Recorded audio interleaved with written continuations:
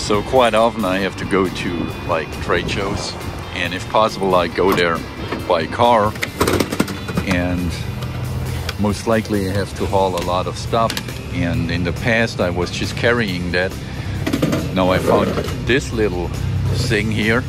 It's not really expensive, but the good thing with that one is actually, and I'm gonna demonstrate to you, just do it like so. Well, okay, it's hard with one hand, but anyways, you do it like so. You flip it, and then you push down here, and then you see it becomes like a perfect cart. And then it comes actually in handy when you have to transport stuff like I have to do.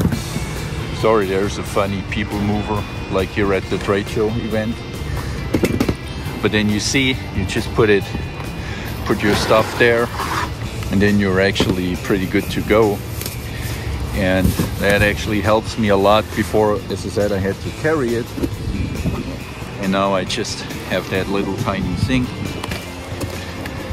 and voila, I'm good to go now. And as you see, it's perfect for, well, at least my purposes, going to a trade show, and then you fold it together and then you have a little cart.